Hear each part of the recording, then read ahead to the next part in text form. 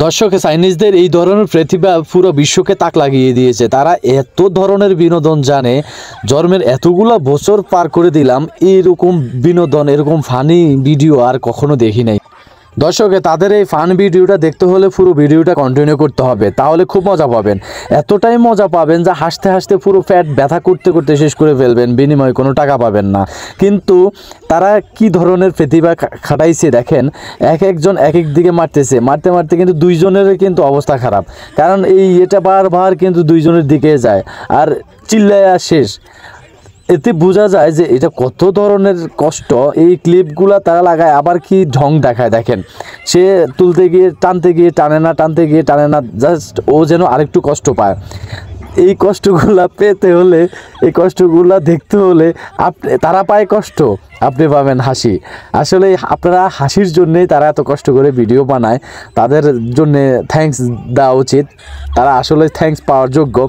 তো আপনারা ধীরে ধীরে দেখতে থাকুন, সামনে আরও অনেক মজার মজার বিষয় আছে, সেগুলা দেখতে হবে। তবে গুডিটার কার্যকলাপ বুঝতে পারি নাই, বারবার কিন্তু দুইজনের দিকে গেল। সবশেষে একটা জিনিস বুঝলাম, দুইজনের হোগা মারা শেষ, এখন বাকি দুইজন আছে। এই দুইজনের বিষয়টা খুব মজার, একসাথে সবগুলা তুলে নেয়। তাদের মাথায় এতটাই বুদ্ধি, এক একটা ভিডিও এক একভাবে আসে, আর এই শালা পুরো ভিডিওগুলোই অস্থির। চাইনিজরা আসলেই সব দিকেই পারদর্শী, তারা কি না পারে দেখেন।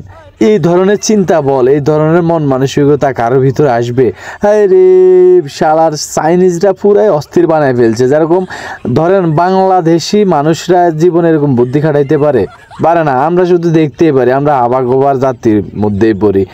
নয়তোবা আমাদের ভিতরে এই ধরনের প্রতিভা আমি কখনোই দেখি নাই যে কোনো বাঙালি এরকম ভিডিও বানাইছে।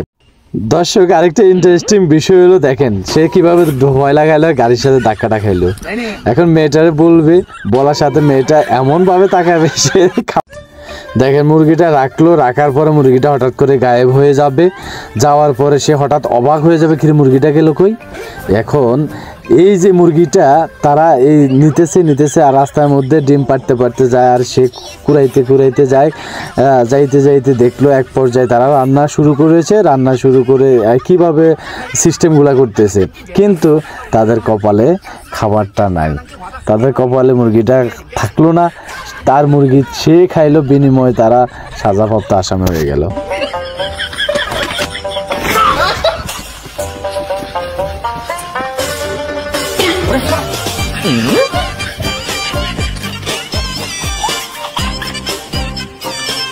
如果不是亲眼所见，我是万万不敢相信的。